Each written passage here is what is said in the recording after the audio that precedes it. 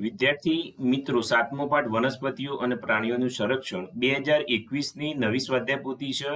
વિદ્યાર્થી મિત્રો, જૂનીમાં જે પ્રશ્નો ઉલટ-સુલટ હતા તે આ ક્રમમાં આપેલા છે, એટલે નવી સ્વાધ્યાય પોથીનું સોલ્યુશન છેલ્લે સુધી જોજો. પહેલો પ્રશ્ન, એમાં પહેલો, પૃથ્વીના જે ભાગ પર સજીવો વસવાટ કરે છે તે ભાગને શું કહેવાય? તો એ જીવાવરણ. 2, નીચેના પૈકી કયો પંચમઢી જૈવાવરણ આરક્ષિત વિસ્તારમાં નથી? તો બી, કાજીરંગા રાષ્ટ્રીય ઉદ્યાન. પછી 3, વન નાબૂદીથી વાતાવરણમાં કોના સ્તરમાં વધારો થાય છે? તો એ, કાર્બન ડાયોક્સાઇડ. ભારતનું પ્રથમ આરક્ષિત જંગલ કયું છે? તો બી, સાતપુડા. સાતપુડા જંગલોમાં કયા ઊંચા વૃક્ષો જોવા મળે છે? તો ડી, સાગ. રેડ ડેટા બુકમાં કઈ જાતિઓની નોંધ કરવામાં આવે છે? તો સી, નાશપ્રાય. 7, બાયસન નીચેના પૈકી શું છે? તો જંગલી બળદ. પછી 8, પંચમઢી જૈવાવરણ આરક્ષિત ક્ષેત્રમાં સ્થાનિક પ્રાણી જાતિ કઈ છે? તો સી, ઉડતી ખિસકોલી. વન સંરક્ષણ અધિનિયમનો હેતુ શું છે? તો સી, પ્રાકૃતિક વનોની જાળવણી અને સંરક્ષણ. પછી સરકારે અમલમાં મૂકેલા પ્રોજેક્ટ રાયગઢનો ઉદ્દેશ શું છે? તો સી, વાઘના સંરક્ષણ અને તેની વસ્તીની જાળવણી. પછી 11, વનસ્પતિ અને પ્રાણીઓની કોઈ એક જ ક્ષેત્રમાં વિશિષ્ટ રૂપે જોવા મળતી અને અન્ય વિસ્તારમાં પ્રાકૃતિક રૂપે જોવા ન મળતી જાતિને શું કહે છે? તો બી, સ્થાનિક જાતિ.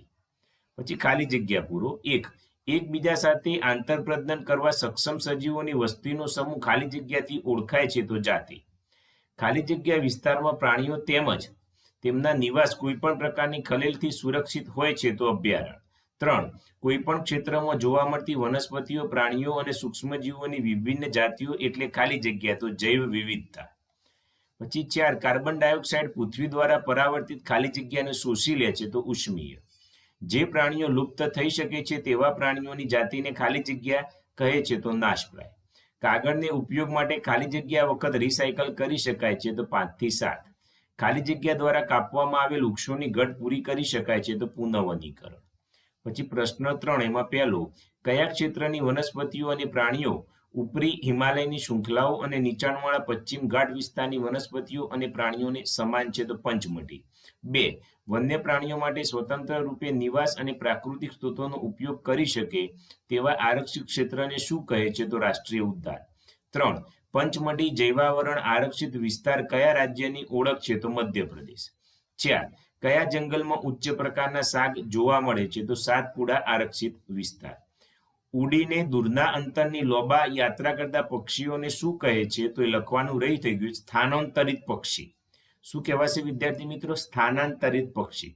જંગલના વૃક્ષ કટાઈ કરેલા વિસ્તારને ખલેલ પહોંચાડ્યા વગર રહેવા દેતા તે પુનઃ જંગલ પ્રસ્થાપિત થાય તેને શું કહે છે? કુદરતી વનીકરણ.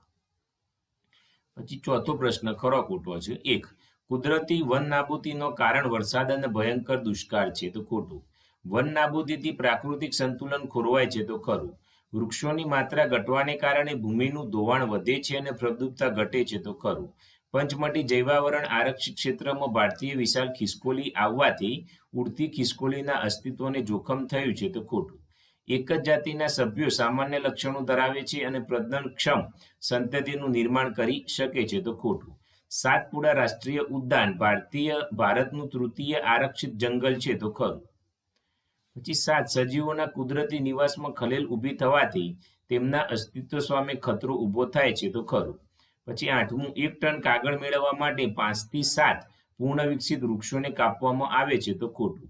પછી પ્રશ્ન 5માં પહેલો, રેડ ડેટા બુક એટલે શું?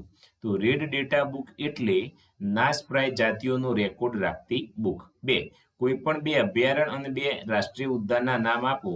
તો ભરતપુર અભયારણ્ય અને લોકચાવ વાઇલ્ડ લાઇફ અભયારણ્ય. રાષ્ટ્રીય ઉદ્યાન તો કાજીરંગા રાષ્ટ્રીય ઉદ્યાન અને સાતપુડા રાષ્ટ્રીય ઉદ્યાન. વન નાબૂદીનો અર્થ શું છે?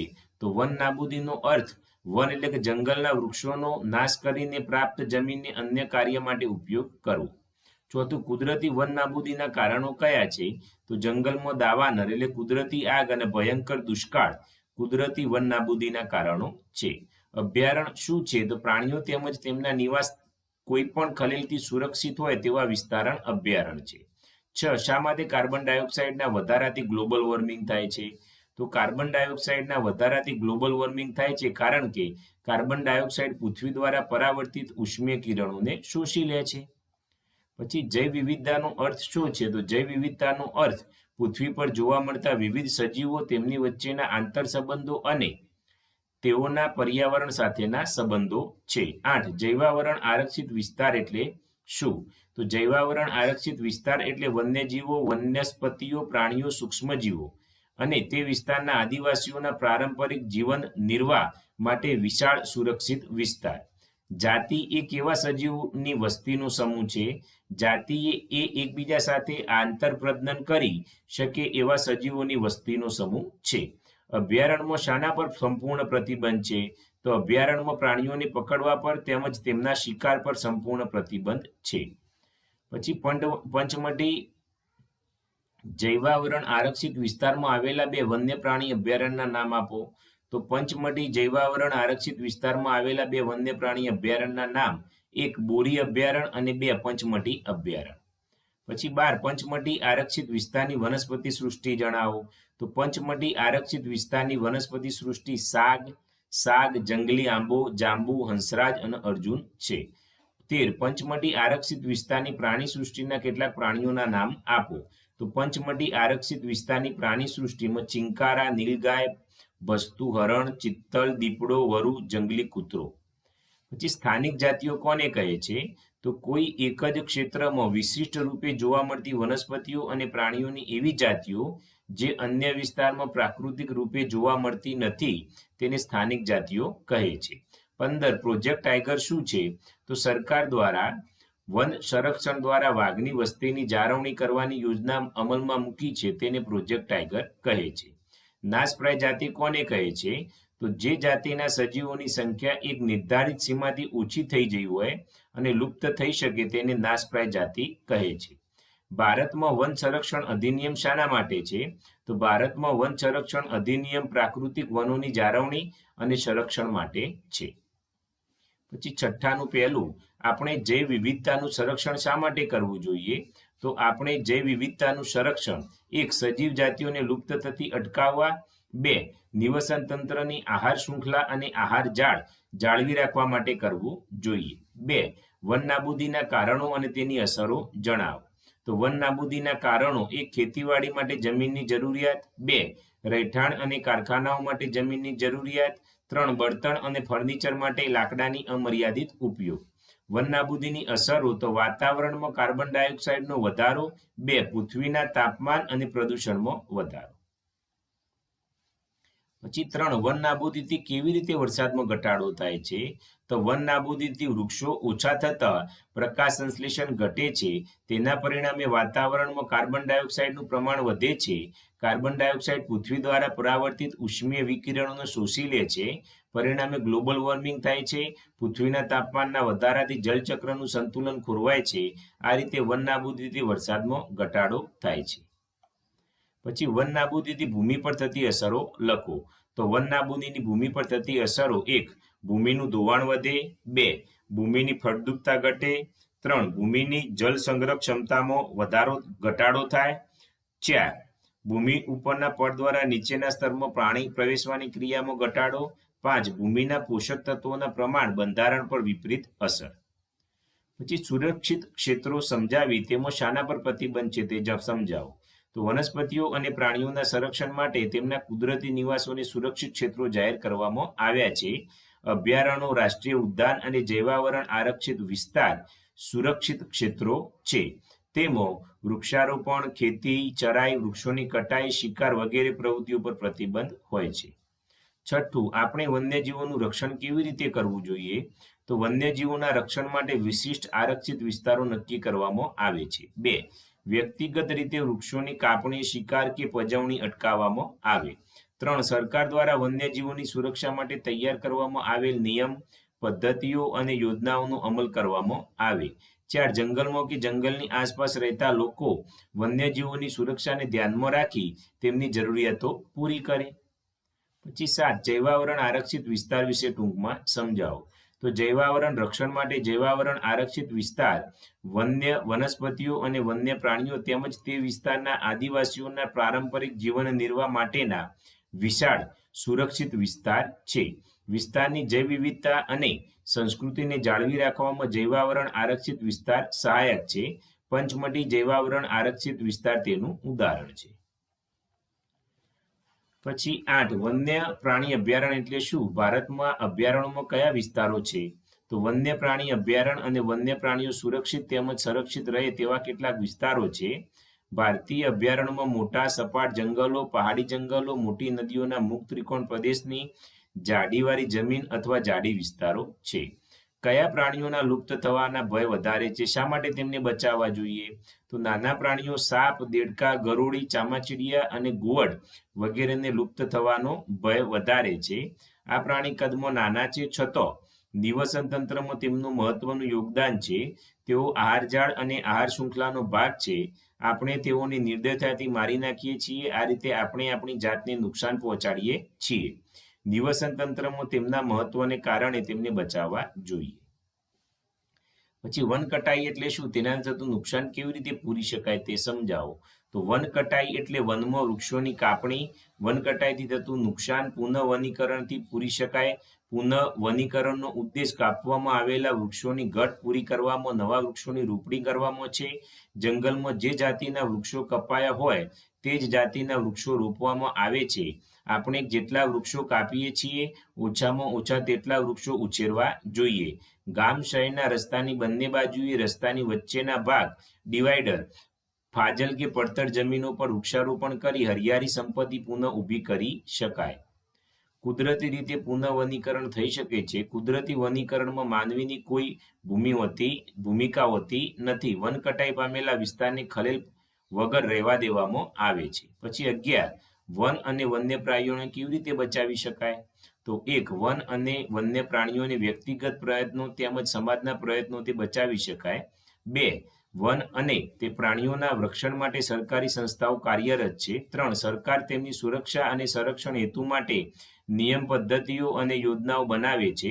4 જૈવ વિવિધતા ધરાવતા વિવિધ ક્ષેત્રોને સુરક્ષિત ક્ષેત્રો જાહેર કરવામાં આવ્યા છે. 5 જૈવાવરણ આરક્ષિત વિસ્તાર વન્ય સજીવો અને તે વિસ્તારના આદિવાસીઓનો પારંપરિક રીતે જીવન નિર્વાહ હેતુ માટેના વિશાળ સુરક્ષિત વિસ્તાર છે. 6 અભયારણ્યોમાં પ્રાણીઓ અને તેઓના નિવાસ ખલેલ સુરક્ષિત વિસ્તાર હોય છે. રાષ્ટ્રીય ઉદ્યાનમાં વન્ય પ્રાણીઓના સ્વતંત્ર નિવાસ તેમજ કુદરતી સંસાધનોનો ઉપયોગ કરવા માટેના આરક્ષિત ક્ષેત્રો છે.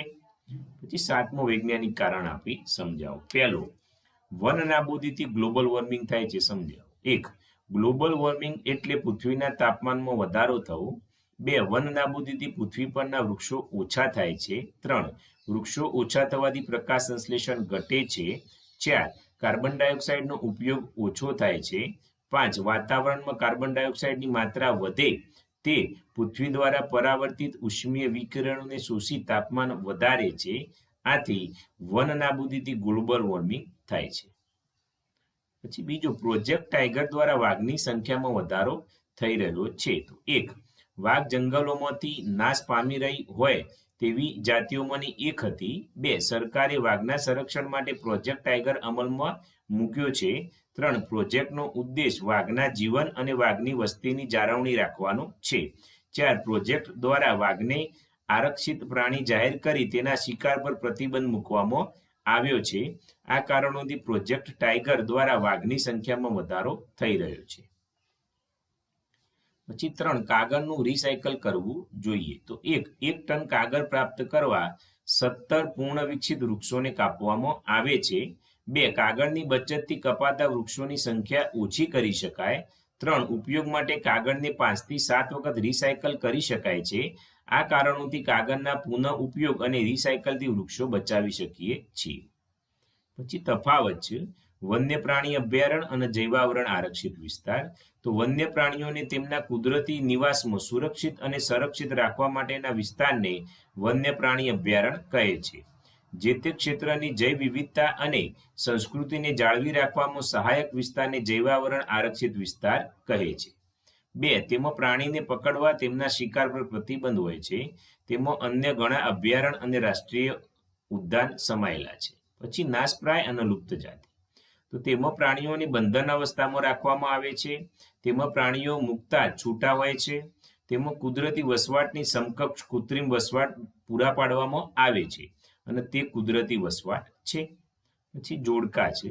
કાજીરંગા તો બી રાષ્ટ્રીય ઉદ્યાન, ગ્રેટ નિકોબાર તો સી બાયોસ્ફિયર રિઝર્વ, લોકચાવ તો ડી વન્યજીવ અભયારણ્ય, પશ્ચિમ ઘાટ તો ઈ સમૃદ્ધ જૈવ વિવિધતા. પછી અભયારણ્ય તો સી પ્રાણીઓ અને તેમના નિવાસ ખલેલથી સુરક્ષિત. પછી રાષ્ટ્રીય ઉદ્યાન તો એ પર્યાવરણ સંપૂર્ણ નિવસન તંત્રનું સંરક્ષણ. પછી પ્રાણી સંગ્રહાલય તો ડી પ્રાણીઓને રક્ષણ અને પોષણ મળે. અને ચોથું જૈવાવરણ તો ઈ સજીવોનો વસવાટ સૂચવતો ભાગ. પછી 10મું વન નાબૂદીના પરિણામ જણાવો. તો 1, વાતાવરણમાં કાર્બન ડાયોક્સાઇડના સ્તરમાં વધારો થાય છે. 2, પૃથ્વીના તાપમાનમાં વધારો થાય છે. 3, વરસાદમાં ઘટાડો અને દુષ્કાળ આવે છે. 4, ભૂમિનું ધોવાણ વધે અને ફળદ્રુપતા ઘટે છે. 5, ફળદ્રુપ ભૂમિ રણમાં ફેલાઈ જાય છે. 6, ભૂમિની જળ સંગ્રહ ક્ષમતામાં ઘટાડો થાય છે. 7, ભૂમિના પોષક તત્વોના પ્રમાણમાં ઘટાડો, બંધારણ પર વિપરીત અસર થાય છે. 7, વન્ય પ્રાણીઓના નિવાસ દૂર થતો તેમનું અસ્તિત્વ જોખમમાં મુકાય છે. પછી પંચમઢી જૈવાવરણ આરક્ષિત વિસ્તાર સમજાવો. તો વન્યજીવો, વનસ્પતિઓ અને પ્રાણીઓ તેમજ તે વિસ્તારના આદિવાસીઓના પારંપરિક રીતે જીવન નિર્વાહના હેતુ માટે સુરક્ષિત વિસ્તારને જૈવાવરણ આરક્ષિત વિસ્તાર કહે છે. પંચમઢી જૈવાવરણ આરક્ષિત વિસ્તારમાં સાતપુડા નામનો એક રાષ્ટ્રીય ઉદ્યાન તથા બોરી તેમજ પંચમઢી નામના 2 વન્ય પ્રાણી અભયારણ્ય આવેલા છે. પંચમઢી આરક્ષિત વિસ્તારની વનસ્પતિ સૃષ્ટિ સાલ, સાગ, આંબો, જાંબુ, હંસરાજ, અર્જુન વગેરે.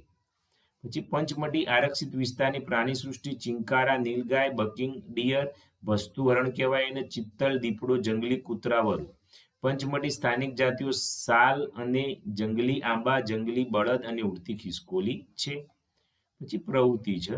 તમારી યાદીમાં વન નાબૂદીના અન્ય કારણોને નોંધો તથા તેને કુદરતી તેમજ માનવ સર્જિતમાં વર્ગીકૃત કરો. માત્ર ક્રમાંક લખવા. તો વન નાબૂદીના કારણો: વનમાં રસ્તા, રેલવે ટ્રેક વિકસાવવા.